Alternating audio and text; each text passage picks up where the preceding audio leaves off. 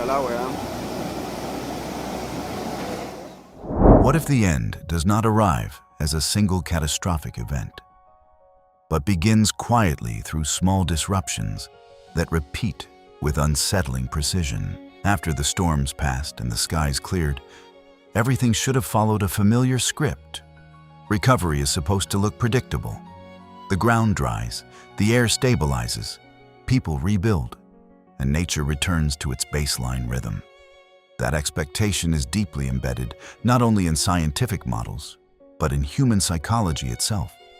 We are conditioned to believe that once destruction ends, restoration begins in a linear and reliable way.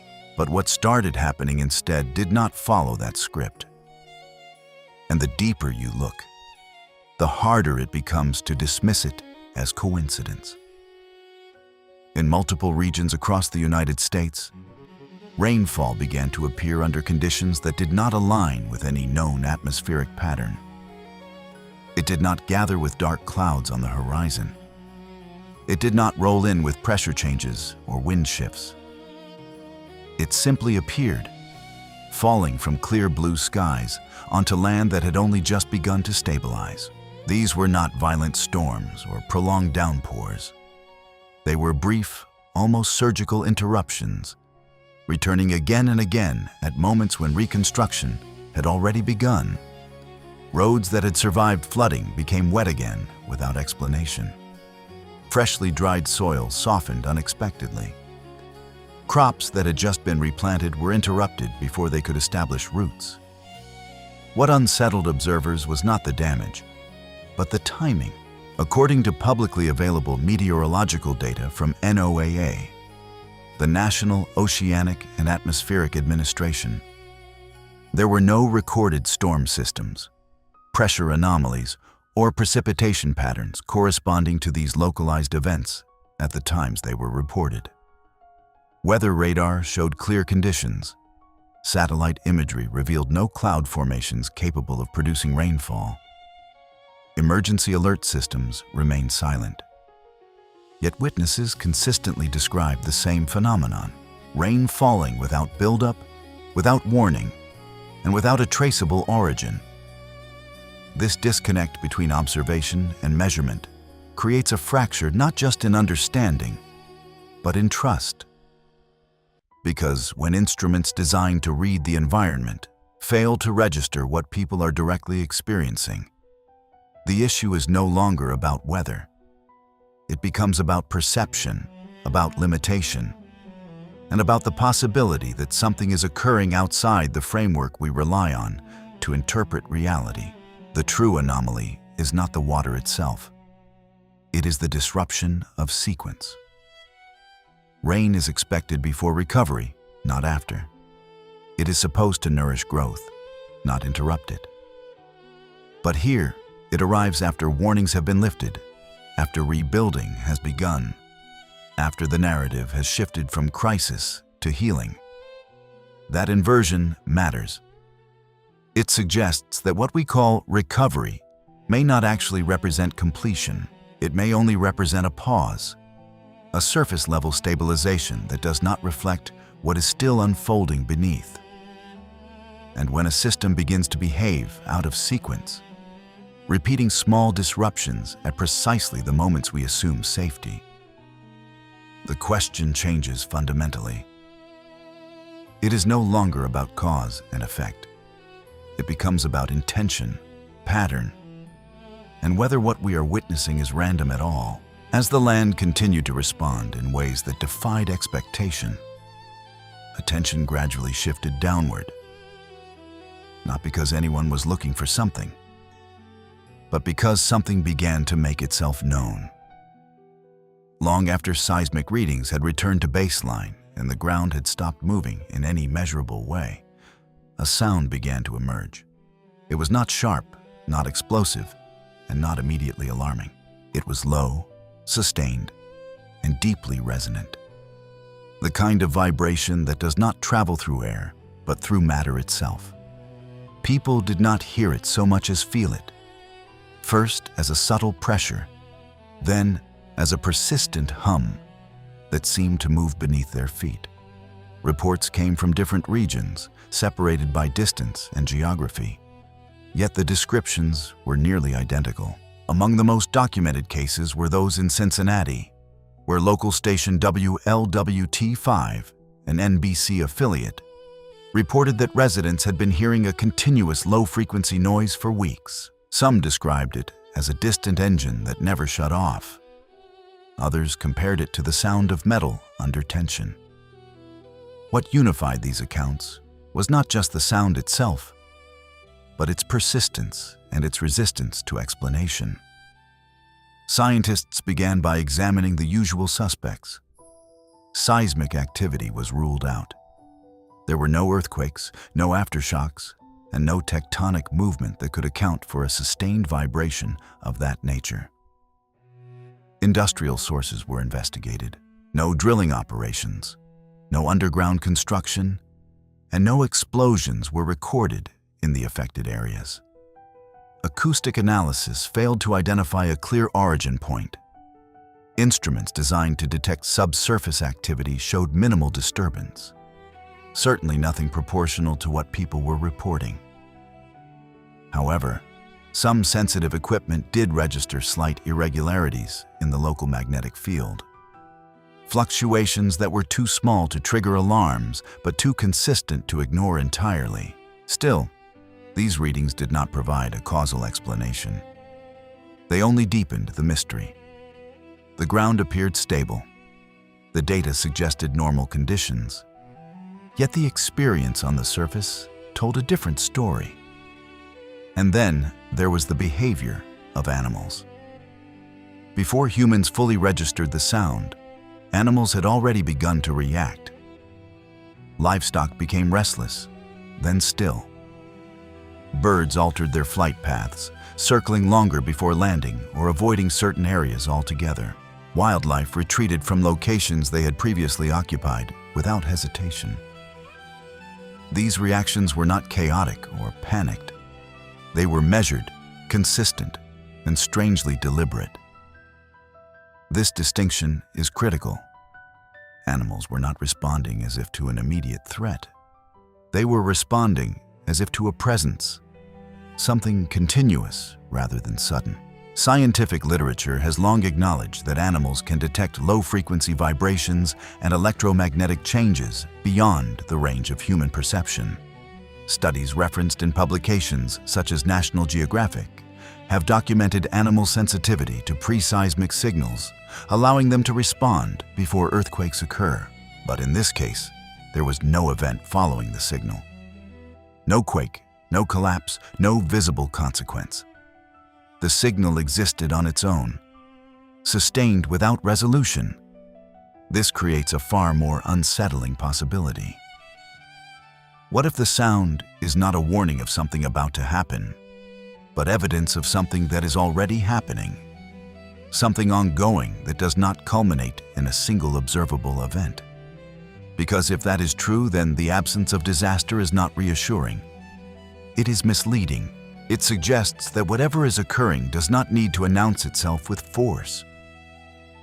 It can exist quietly, beneath detection thresholds, influencing behavior and environment without triggering the systems we rely on to identify danger.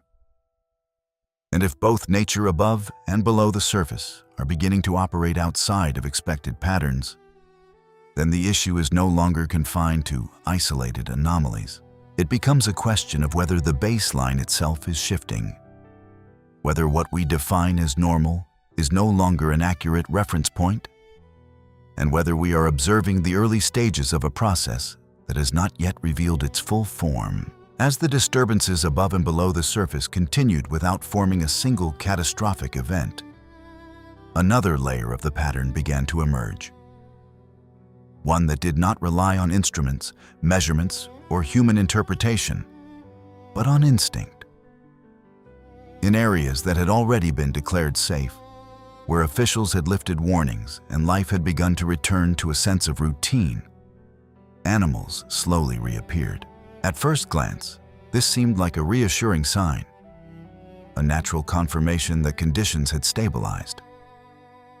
Wildlife returning has always been associated with recovery, with balance restoring itself after disruption.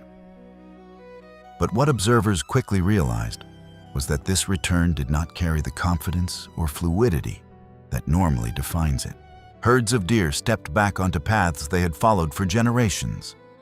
Yet instead of moving with familiarity, they paused for extended periods in places where hesitation had never been observed before. Livestock that had once moved predictably between grazing and water sources began to exhibit resistance, approaching known watering areas only to stop short, refusing to drink without any visible contamination or obstruction.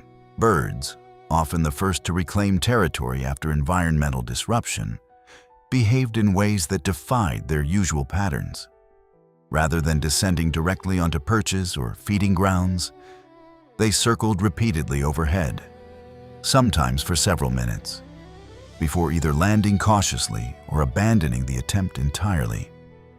In some cases, they chose not to land at all, redirecting mid-flight as if responding to something imperceptible to human senses. What made these behaviors particularly unsettling was not their existence in isolation, but their consistency across species and regions.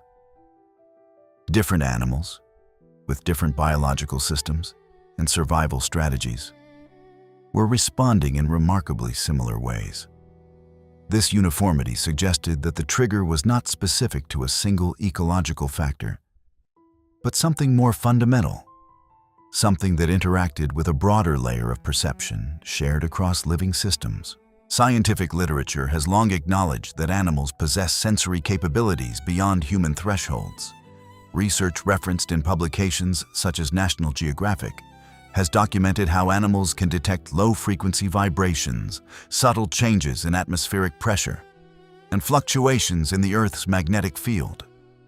These abilities are often cited in cases where animals respond to impending natural disasters before they occur, such as earthquakes or volcanic activity. However, those scenarios follow a clear structure. The abnormal behavior precedes a measurable event, serving as an early warning signal that is eventually validated by physical outcomes. In the current situation, that sequence is absent. The behavioral changes are present, but no corresponding event follows to justify them. This absence creates a deeply uncomfortable contradiction. If animals are reacting as if danger is present, but no measurable threat emerges, then the assumption that safety has been restored comes into question. It suggests that the criteria used to define safety may be incomplete, that there are layers of environmental change that are not captured by the instruments and models humans rely on. Observers began to note that the animals were not behaving as though they were anticipating a sudden event, such as a storm or a quake. Their reactions were more subdued, more sustained, as if responding to a condition that persisted rather than escalated. This distinction is critical because it reframes the nature of the anomaly. It is not about a future disruption waiting to occur, but about an ongoing state that has not yet resolved itself. The land appears calm, the air is still, and yet instinct signals caution. This creates a dangerous paradox. Human systems, built on data and verification, declare an environment safe when measurable indicators fall within acceptable ranges. Nature, operating through perception rather than instrumentation, behaves as though those indicators are insufficient. When these two systems diverge, the question is no longer which one is correct. The question becomes whether they are even measuring the same reality.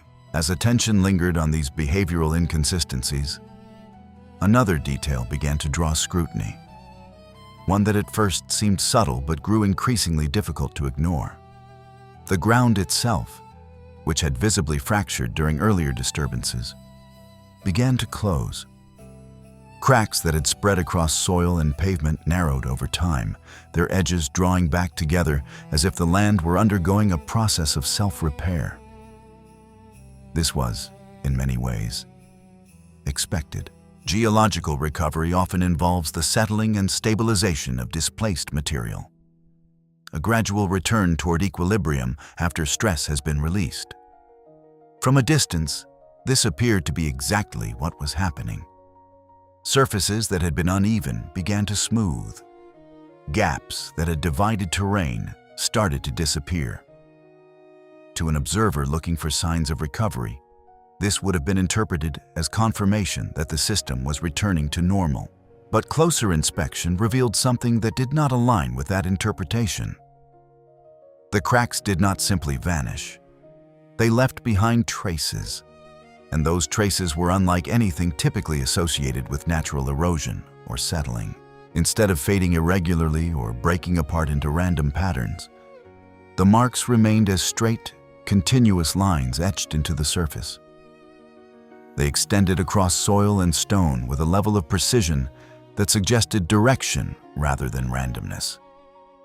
These lines did not branch unpredictably, nor did they scatter in response to variations in terrain. They followed paths that appeared deliberate, maintaining alignment over distances that could not be easily attributed to chance. Engineers and surveyors who examined these formations found no structural explanation beneath them.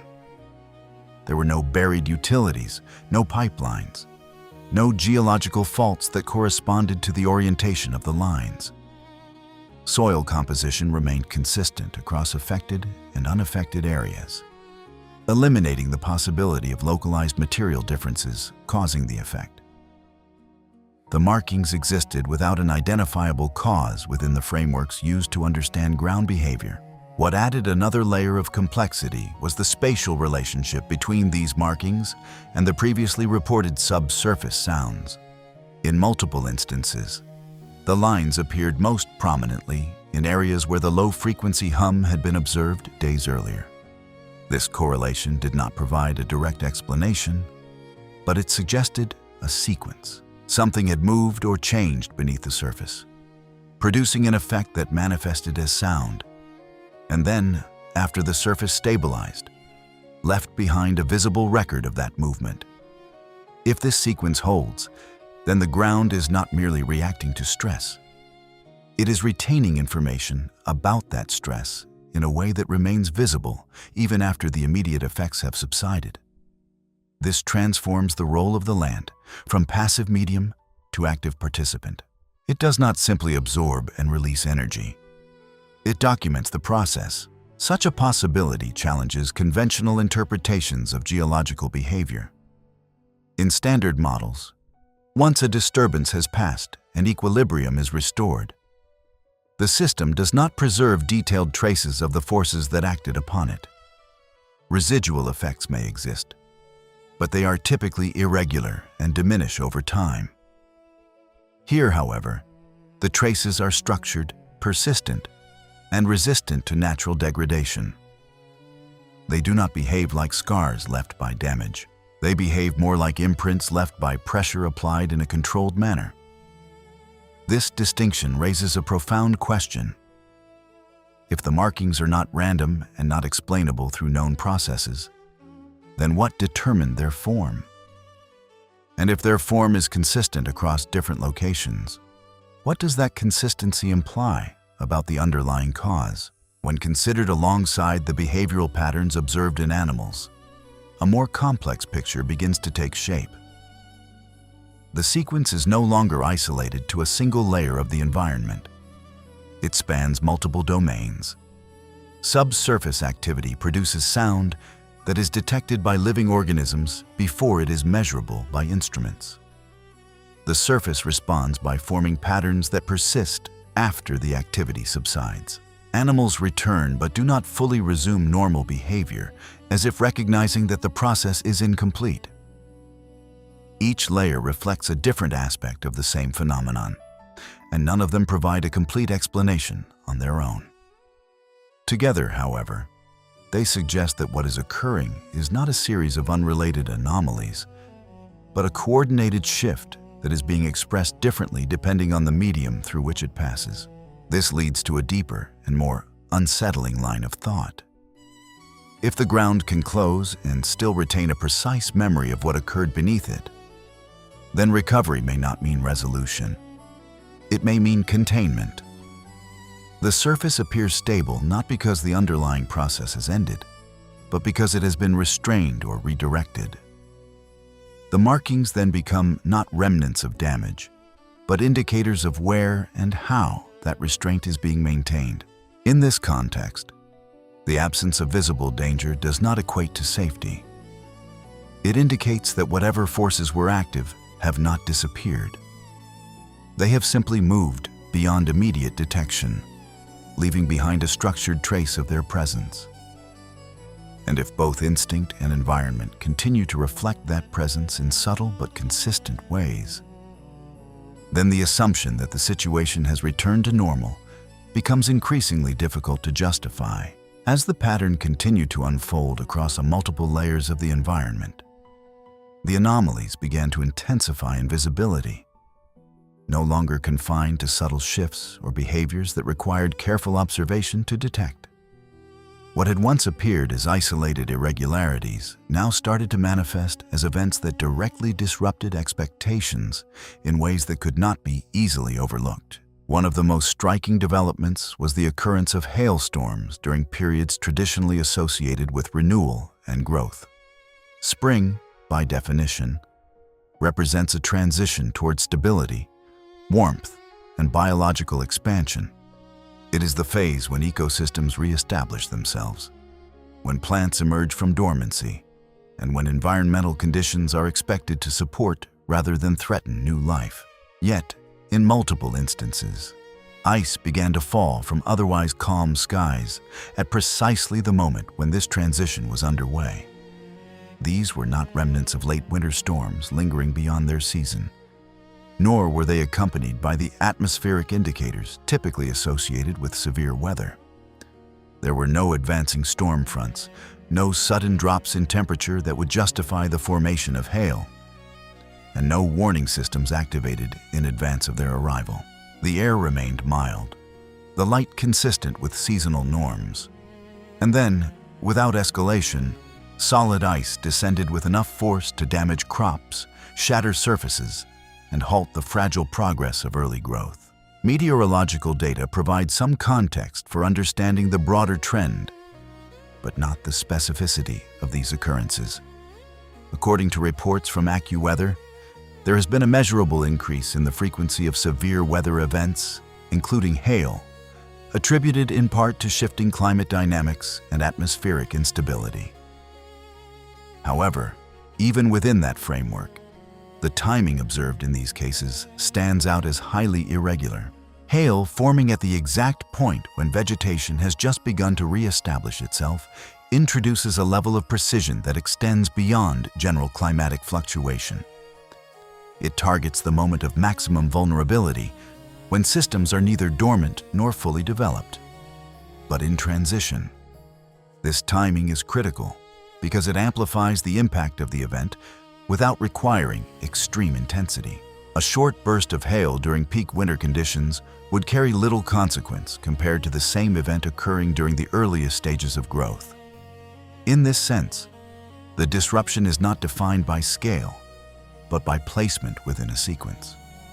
It interrupts not by overwhelming force, but by intervening at a point where resilience is at its lowest. Simultaneously, beneath the surface, another category of disturbance began to present itself, one that further challenged conventional explanations. Sinkholes, typically associated with long-term geological processes, started appearing in locations previously classified as stable. Under normal conditions, the formation of a sinkhole involves the gradual dissolution of soluble rock, such as limestone, combined with the slow erosion of supporting material over extended periods. This process usually provides warning signs, including ground subsidence, visible cracks, or changes in drainage patterns. According to data from the United States Geological Survey, most sinkhole activity can be traced to identifiable geological conditions and develops over time in a manner that allows for monitoring and, in some cases, mitigation. However, the cases being observed did not follow this progression.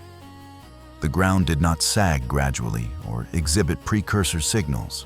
It remained intact until the moment it failed, transitioning from stability to collapse without an intermediate stage. What made these events even more difficult to reconcile with established models was their spatial organization. Instead of appearing randomly across susceptible areas, some sinkholes formed along linear paths, extending across terrain in a manner that suggested alignment rather than coincidence. This linearity does not correspond with known patterns of natural erosion, which tend to produce irregular distributions based on variations in material composition and water flow. The implication here is not merely that the ground is failing, but that it is doing so in a structured way. The formation of these aligned collapses introduces the possibility that the underlying cause is not purely geological, or at least not limited to the mechanisms currently used to describe subsurface dynamics. When these developments are considered alongside the earlier observations of atmospheric disruption, subsurface sound, and behavioral changes in living organisms, the sense of fragmentation begins to dissolve. Each phenomenon, while distinct in its manifestation, shares a common set of characteristics. They occur without clear precursors. They align with moments of heightened vulnerability within natural cycles, and they resist full explanation within the frameworks designed to interpret them. More importantly, they do not occur in isolation. The appearance of hail during early growth, the sudden formation of sinkholes in stable regions, and the persistence of other anomalies suggest that these events are not independent incidents, but components of a broader sequence. This sequence appears to operate according to a logic that prioritizes timing over magnitude. It does not rely on large-scale destruction to assert its presence. Instead, it introduces disruptions at points where systems are transitioning, where stability is assumed but not yet secured. By doing so, it maximizes the effect of relatively small events, turning them into interruptions that carry disproportionate consequences. This approach differs fundamentally from traditional models of natural disaster, which are typically defined by intensity and scale. Here, the defining feature is precision. The events occur not when conditions are most extreme, but when they are most fragile. The repetition of this pattern across different domains raises a question that extends beyond individual explanations. If these disruptions consistently align with moments of transition and vulnerability, then randomness becomes an increasingly insufficient framework for understanding them. Random events, by definition, do not organize themselves around optimal points of impact. They distribute according to probability, not purpose. Yet what is being observed suggests a form of selection, a targeting of phases within natural cycles where even minor disturbances can produce significant effects. This does not necessarily imply intention in a conscious sense, but it does suggest that the system governing these events operates according to rules that are not currently recognized. As this realization takes shape, the narrative shifts once again. The focus moves away from identifying singular causes and toward recognizing patterns that span multiple layers of observation. Atmospheric anomalies, geological instability, and ecological responses begin to appear less like separate problems and more like interconnected expressions of a single underlying condition. The disruption of cycles, the emergence of events at critical thresholds, and the recurrence of these patterns across different environments all point toward a process that is unfolding incrementally rather than explosively. It is not announcing itself through a single defining moment, but through a series of carefully placed deviations that, when viewed collectively, form a coherent structure. This structure challenges the assumption that stability is the default state to which systems inevitably return after disturbance. Instead, it suggests that what appears as stability may be temporary, a surface-level condition that masks ongoing adjustments beneath. The appearance of hail in spring and the sudden collapse of stable ground are not just anomalies. They are indicators that the parameters defining normal behavior are shifting, and if those parameters are no longer fixed, then the cycles we rely on to predict and interpret events may no longer provide accurate guidance. At this point, the question evolves once more. It is no longer sufficient to ask why these specific events are occurring. The more pressing inquiry is whether the framework used to understand them is still valid.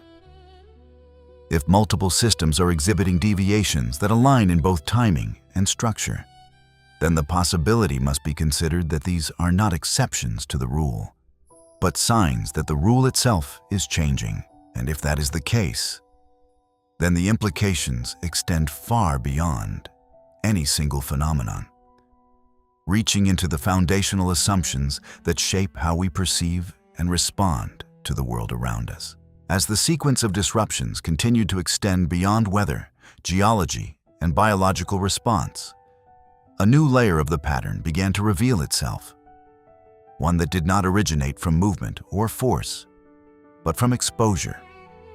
In several regions across the American Southwest, particularly in dry desert basins long associated with buried history and ancient habitation, discoveries began to occur under circumstances that diverged sharply from traditional archaeological processes.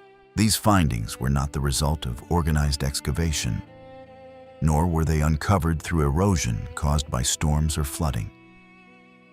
Instead, the ground itself appeared to give way, just enough to reveal what had been hidden beneath it. Without the violence or displacement typically associated with such exposure, workers engaged in routine activities, surveyors conducting standard assessments, and even individuals passing through remote areas reported encountering objects partially revealed at the surface, as if the earth had shifted with precision rather than collapse.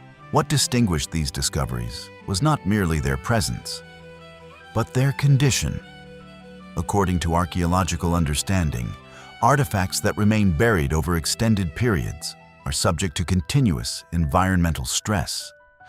Temperature fluctuations cause expansion and contraction, pressure from overlying material distorts structure, and gradual erosion alters or degrades surfaces. Reports published in outlets such as Smithsonian Magazine have consistently emphasized that even well-preserved artifacts typically show signs of fragmentation, displacement, or chemical alteration due to long-term exposure to subsurface conditions. Yet, in these recent instances, some of the objects retrieved did not align with those expectations. Wooden containers retained their form despite the arid conditions that would normally cause cracking and disintegration. Textiles, which are among the most vulnerable materials to environmental degradation, were found intact enough to suggest minimal disturbance. Metal fragments, though showing signs of age, appeared arranged rather than scattered, maintaining a positional relationship that implied deliberate placement rather than random burial. The organization of these items introduced an additional layer of complexity. Instead of being dispersed as debris, as would be expected if they had been subjected to natural processes over time, the objects appeared grouped, aligned, and in some cases layered in a manner that suggested intention. Beads, small crafted elements, and fragments of material were not found intermixed with surrounding sediment in a chaotic fashion. They were positioned in relation to one another, forming patterns that resembled placement rather than accumulation. This distinction is critical because it challenges the assumption that these items simply remained where they were originally deposited. If the surrounding environment had shifted enough to expose them, it should also have disrupted their arrangement. The fact that the arrangement persisted implies that whatever process brought them to the surface did not operate through the same mechanisms as typical erosion or collapse. The absence of violent displacement is perhaps the most striking aspect of these findings. In scenarios where buried objects become exposed, the process is usually accompanied by visible disturbance. Soil is displaced, surrounding layers are broken apart, and the context of the artifact is altered. Here, however, The exposure seemed controlled, almost selective. The ground opened just enough to reveal the object, leaving the surrounding area largely undisturbed. This selective exposure suggests that the process involved is not random. It operates with a level of precision that preserves context while revealing content, a combination that is difficult to reconcile with purely natural forces acting without direction. This leads to a deeper consideration of the conditions under which these objects remained preserved in the first place. For an artifact to survive in near-intact condition over extended periods, it must be shielded from the variables that typically cause degradation. This can occur in specific environments, such as extremely dry or oxygen-deprived conditions, where biological and chemical processes are slowed. However, even in such environments, complete preservation is rare, and the integrity of the object usually reflects the gradual influence of its surroundings. In these cases, the preservation appears disproportionate to the known conditions, raising the possibility that the objects were not merely passively protected by their environment, but maintained within it in a way that limited interaction with external factors. If that is the case, then the question shifts from how these objects were buried to how they were retained. Retention implies a boundary, a separation between the object and the forces that would otherwise alter it. Whether that boundary is physical, chemical, or structural, its existence suggests a level of containment that goes beyond incidental protection. And if such containment existed, then its disruption, the moment at which the object becomes exposed, becomes equally significant. It is not simply the uncovering of something old. It is the removal of a condition that had kept it concealed and preserved. When considered alongside the broader pattern of anomalies, this transition from concealment to exposure begins to align with the sequence observed in other domains. The atmosphere deviates from expected cycles. The ground produces signals without measurable cause. Living organisms respond to conditions that remain undefined. And now, elements that were once hidden begin to appear without the processes that typically bring them to light. Each of these developments involves a shift from one state to another, but not in a manner that follows conventional pathways. The transitions are precise, localized, and resistant to explanation within existing models.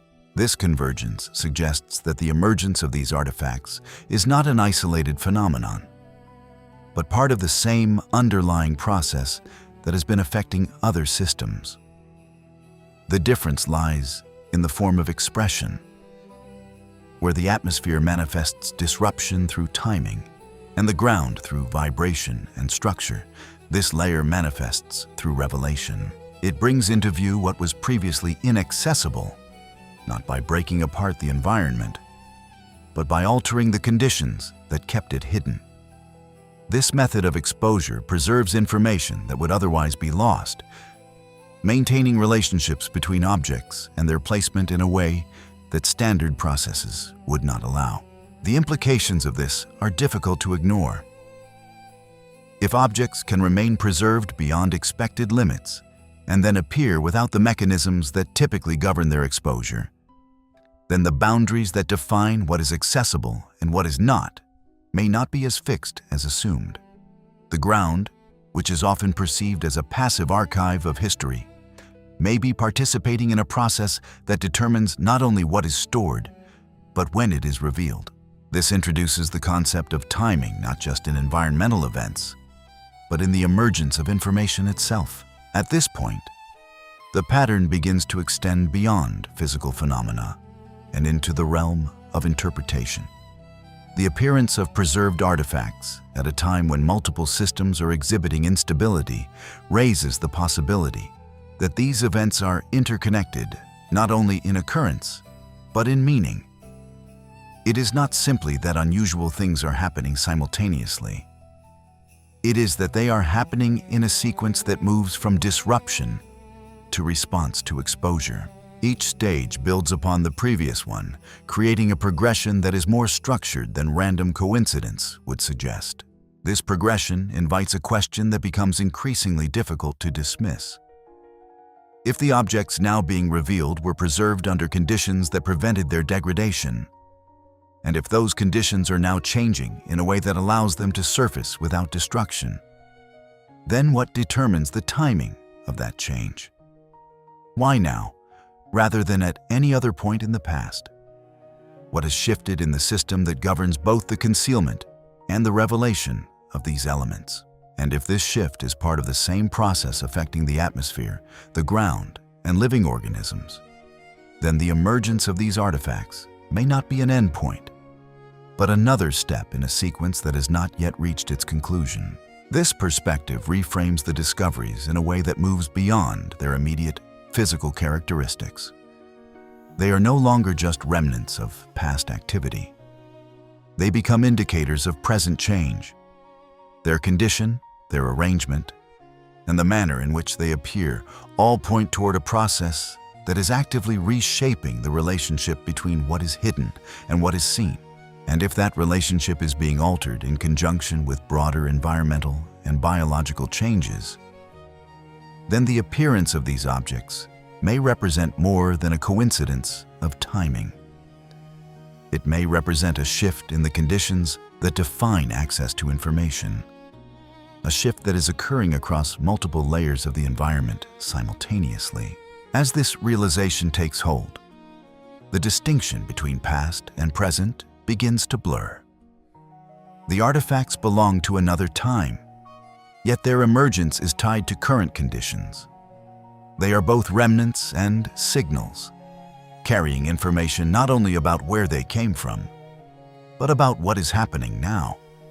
This dual role complicates their interpretation because it requires looking at them not just as historical objects, but as components of an ongoing process. And within that process, their appearance is not random. It is positioned, timed, and preserved in a way that aligns with the broader pattern of disruption and transition that continues to unfold. As the pattern continued to expand across different layers of the environment, attention gradually shifted upward, not because anything dramatic demanded it, but because something subtle refused to be ignored. While the ground had already demonstrated its capacity to produce sound, form patterns, and reveal what had long been hidden, the sky began to exhibit behavior that felt equally out of place, yet fundamentally different in character. In several regions, observers reported the appearance of circular cloud formations that did not behave like conventional weather systems. These formations were not accompanied by storm fronts, nor did they emerge from shifting winds or visible atmospheric instability. Instead, they appeared within otherwise calm skies, forming distinct rings that maintained their shape over time while rotating slowly around a central point. The motion was not violent, nor did it expand outward or collapse inward as most cloud systems do. It was contained, deliberate, and isolated within a clearly defined boundary, as if the movement itself was restricted to a specific area, while the surrounding sky remained unaffected. What made these formations particularly difficult to interpret was the absence of the forces typically responsible for such motion. Meteorological explanations often rely on differences in temperature, pressure gradients, and air circulation to account for cloud dynamics. Under certain conditions, rotating cloud structures can form, especially in the presence of wind shear or localized turbulence. However, in these observed cases, those conditions were not present in any measurable way. There was no significant wind at ground level, no incoming weather system, and no detectable shift in atmospheric pressure that would justify the sustained rotation of a cloud mass. According to standard weather analysis, such a formation should either dissipate quickly or evolve into a more recognizable system, such as a storm cell or a vortex associated with severe weather. Yet these rings did neither. They held their structure, rotated within their own boundaries, and then gradually faded without transitioning into any known meteorological event. This behavior introduces a critical distinction between chaos and control. Most natural atmospheric phenomena that involve rotation are driven by instability. They arise from imbalances that seek resolution, often resulting in rapid changes, intensification, or dissipation. Here, the movement did not appear to be resolving anything. It did not escalate into a storm, nor did it disperse unpredictably. It maintained a steady state, suggesting that whatever forces were influencing it were not acting to destabilize the system, but to sustain it. This gives the impression of regulation rather than disruption, a process that operates within defined limits rather than exceeding them. Observers on the ground described an unusual contrast between the sky and their immediate surroundings. The air at ground level remained still. Vegetation did not respond as it would under strong wind conditions. Birds continued their flight paths without visible disturbance, even as the clouds above them moved in a coordinated pattern. This separation between layers of the environment reinforces the idea that the phenomenon was localized, affecting only a specific region of the atmosphere while leaving others unchanged. When placed in the broader context of the ongoing anomalies, this development adds another dimension to the emerging pattern. The earlier observations had already suggested that disruptions were occurring across different domains, each expressing a variation of the same underlying shift. The ground produced sound and structure. Living organisms responded through altered behavior, and hidden elements began to surface without conventional triggers. Now, the sky itself exhibits motion that does not align with the forces typically governing it. Each layer reveals a different aspect of the same phenomenon, yet none of them conform entirely to existing models. This convergence suggests that the system as a whole is not simply experiencing isolated irregularities, but undergoing a coordinated adjustment that manifests differently depending on the medium through which it is expressed. As this realization takes hold, the interpretation of these cloud formations begins to shift. They are no longer seen solely as unusual weather events, but as indicators of a process that extends beyond atmospheric conditions. The controlled nature of their movement, the absence of external drivers, and the consistency of their structure all point toward a mechanism that is not driven by the same variables that typically influence cloud behavior, whether this mechanism is understood or not. Its presence introduces the possibility that the sky is participating in the same sequence of changes already observed on the ground and within living systems. It is not reacting in isolation, but as part of a larger pattern that continues to unfold in stages. This pattern becomes even more complex as attention returns once again to the surface, where another anomaly begins to challenge established assumptions. Unlike previous disturbances that involved sound, structure, or exposure, this one involves the movement of water, but not in the way it is typically understood.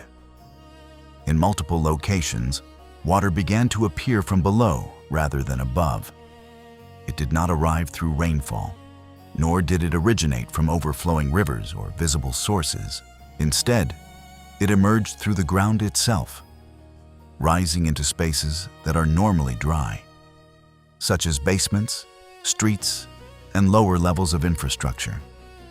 At first, the appearance of water in these areas might be attributed to familiar causes, such as broken pipes, groundwater seepage, or drainage failure. However, the characteristics of these events did not align with those explanations. One of the most notable features of this phenomenon was the clarity of the water. Unlike floodwater, which typically carries sediment, debris, and contaminants, the water that surfaced in these cases appeared clean, almost unnaturally so. It lacked the discoloration and odor associated with sewage or runoff, and it did not leave behind the residue that would normally accompany a flooding event. Surfaces that had been submerged did not show the accumulation of silt or organic material. Instead, once the water receded, it left behind only dampness and a sense that something had occurred without leaving a trace of its origin. The speed at which the water appeared and disappeared further complicates the picture. In many instances, the entire sequence unfolded within a matter of hours. The ground released water, allowed it to spread into surrounding spaces, and then reabsorbed it without any visible channel or drainage mechanism facilitating the process. Urban engineers and hydrologists have proposed that fluctuations in groundwater pressure could account for some of these occurrences. Under certain conditions, increased pressure in subsurface aquifers can force water upward through cracks or weaknesses in the ground. However, this explanation relies on specific conditions that can be measured and predicted, such as heavy rainfall saturating the soil or changes in water table levels over time. In the cases being observed, those conditions were not consistently present. Rainfall data did not match the volume of water that emerged, and nearby water bodies did not show corresponding changes in level or flow. Furthermore, the localized nature of the events suggests that the pressure changes, if they exist, are not uniform across the region, but concentrated in specific areas without a clear pattern that aligns with known hydrological behavior. This introduces the possibility that the ground is not simply allowing water to pass through it, but is actively participating in its movement. The release and reabsorption of water appear controlled, occurring within defined boundaries and time frames that do not match the randomness typically associated with natural seepage. This behavior aligns with a broader pattern that has been developing across other domains. Just as the atmosphere exhibited contained rotation and the ground displayed structured markings, the movement of water now appears regulated rather than chaotic. It does not overwhelm the environment in a destructive surge. Instead, it emerges, fulfills a transient role, and then withdraws, leaving behind minimal evidence of its passage. When these developments are considered together, a more cohesive picture begins to emerge. Each phenomenon, while distinct in its manifestation, shares a common set of characteristics. They operate within boundaries, they resist escalation into large-scale disasters, and they occur at moments that disrupt expectation without triggering immediate alarm. The sky moves without wind, the ground releases water without flooding, and each event unfolds in a way that suggests containment rather than expansion. This consistency across different systems reinforces the idea that these are not independent anomalies, but coordinated expressions of a single underlying process. This process appears to prioritize subtlety over intensity, control over chaos, and timing over scale. It does not rely on overwhelming force to make itself known. Instead, it introduces changes that are precise enough to be noticed, yet restrained enough to avoid immediate classification as disaster. This creates a situation in which the environment is visibly changing, but not in a way that triggers conventional responses. Emergency systems remain inactive, measurements remain within acceptable ranges, and yet the cumulative effect of these changes continues to grow. The result is a gradual shift in perception, where the absence of catastrophic events begins to feel less reassuring and more deceptive. At this stage, the question becomes increasingly difficult to ignore. If multiple layers of the environment are exhibiting controlled deviations from their expected behavior, and if those deviations are aligned in both timing and structure, then what is guiding that alignment? The traditional distinction between natural and anomalous begins to blur, as the patterns observed do not fully conform to either category. They are not random enough to be dismissed, nor are they understood well enough to be explained.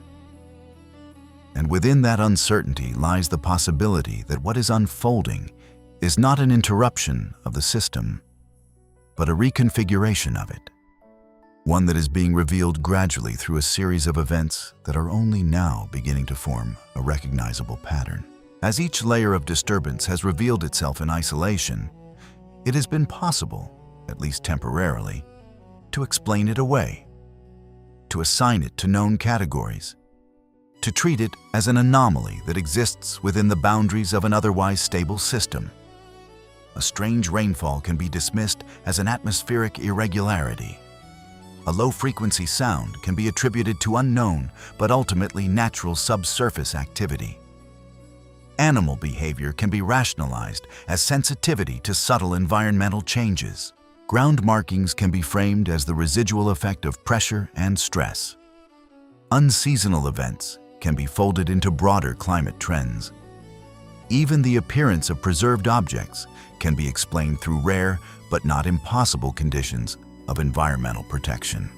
Each element, when viewed alone, leaves enough room for interpretation that it does not force a complete re-evaluation of the system as a whole. However, when these elements are no longer observed separately, when they are placed side by side and considered not as isolated incidents, but as components of a continuous sequence, the structure that emerges begins to challenge that approach. The pattern does not reveal itself through magnitude. It does not rely on overwhelming force or singular catastrophic events that demand immediate recognition. Instead, it builds through repetition, through the accumulation of small deviations that align in timing and behavior. The sky no longer follows predictable cycles, introducing disturbances at moments that disrupt expectation rather than confirm it. Beneath the surface, sound emerges without measurable cause, persisting beyond the duration of any identifiable trigger. Living organisms respond not to visible threats, but to conditions that remain undefined, adjusting their behavior in ways that suggest recognition without confirmation. The ground, after appearing to recover, retains structured traces that resist natural explanation, preserving a record of what has occurred beneath it. Events that should be rare begin to appear at points of vulnerability, not with overwhelming intensity, but with precision that amplifies their impact. Elements that were once concealed begin to surface without the processes that would normally bring them into view. Water rises from below and withdraws without leaving the evidence that would anchor it within known hydrological systems. And above it all, the sky itself exhibits controlled motion, confined within boundaries that separate it from the forces typically responsible for such behavior. Individually, each of these developments can be interpreted as an outlier, a deviation that exists within the margins of statistical probability. Together, they form a sequence that is difficult to reduce to coincidence. The consistency lies not in their form, but in their structure. They occur at transitional moments, at points where systems are neither fully stable nor fully disrupted, where small changes can have disproportionate effects. They repeat without escalating into chaos, maintaining a level of control that prevents immediate classification as disaster. They resist full explanation, existing at the edge of what can be measured and understood. And most importantly, they align. Not perfectly, not in a way that can be mapped with precision, but in a manner that suggests connection rather than independence. This alignment introduces a shift in perspective. The question is no longer whether each individual event can be explained, but whether the framework used to explain them remains sufficient when they are considered together. Because a system that produces multiple anomalies across different domains, all sharing similar structural characteristics, may not be experiencing random deviations. It may be undergoing a transition, and transitions do not always present themselves through immediate, dramatic change. They can unfold incrementally, revealing themselves through a series of adjustments that, on their own, seem insignificant, but collectively redefine the system. The analogy that begins to take shape is not one of destruction, but of reconfiguration. A system that is breaking down tends to produce instability, randomness, and loss of control. What is being observed here does not fully match that profile. The disturbances are not chaotic. They are contained. They do not spread uncontrollably. They appear, perform a function, and recede. They do not erase structure. They reveal it. This behavior is more consistent with a system that is being recalibrated than one that is collapsing. It suggests that the underlying framework remains intact, but that its parameters are shifting. And if those parameters are changing, then the outputs of the system, the phenomena that manifest within it, will also change. Not as isolated incidents, but as expressions of a new configuration. Within this context, the absence of a single defining event becomes significant. There is no moment that marks the beginning or the end of the process. There is no clear boundary that separates what was from what is. Instead, there is a gradual progression, a sequence that unfolds in stages, each one building upon the previous without fully resolving it. This makes the pattern difficult to recognize, because it does not conform to the expectations that typically guide perception. People are conditioned to look for events, for moments of impact that signal change. Here, change is distributed, embedded within a series of occurrences that do not individually demand attention, but collectively alter the landscape of what is considered normal.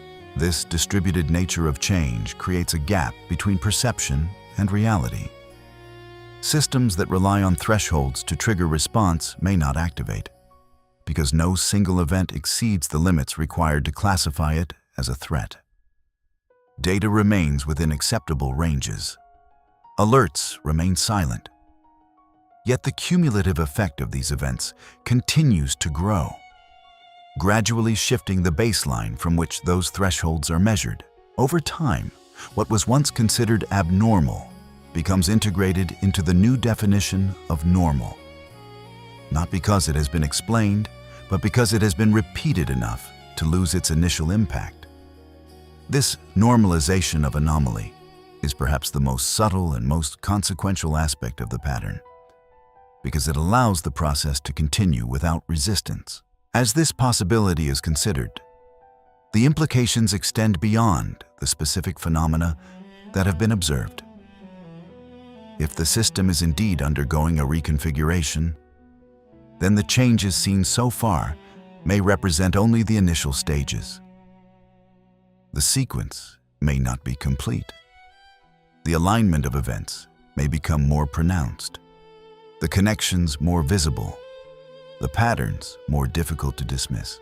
Or it may continue to unfold in the same restrained manner, introducing adjustments that remain just below the threshold of immediate concern. In either case, the trajectory suggests that what is being observed is not static. It is evolving. This brings the focus back to the central question, but with a different emphasis. At the beginning, the question was framed in terms of individual anomalies. Why is it raining without clouds? What is producing the sound beneath the ground? Why are animals behaving differently? Why are these events occurring now? Each question sought a specific answer, a cause that could be identified and addressed. Now, the question has expanded. It is no longer about isolated causes, but about the nature of the system itself. If the sky, the ground, and living organisms are all responding in ways that suggest connection, then the system that encompasses them may be changing in a way that is not yet fully understood. And if that is the case, then the most important question is not what is happening, but what it represents. Because if these events are not random, if they are not independent, and if they are not fully contained within the models used to explain them, then they may be signaling something that extends beyond the immediate observations. They may be indicating that the conditions which have defined stability are no longer fixed, that the cycles relied upon to predict behavior are shifting, and that the environment, in all its layers, is responding to that shift in ways that are only beginning to be recognized. So the question remains, but it no longer asks for a simple explanation. It asks for interpretation. It asks for perspective.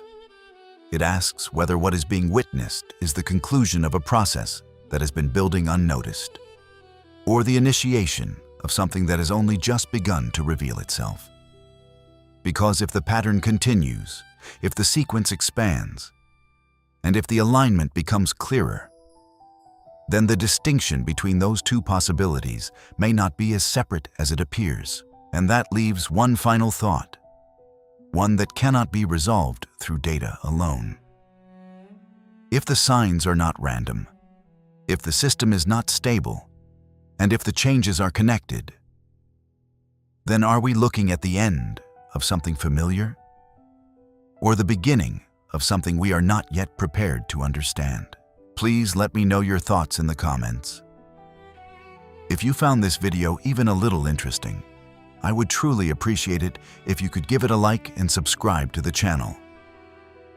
Thank you very much for watching until the end.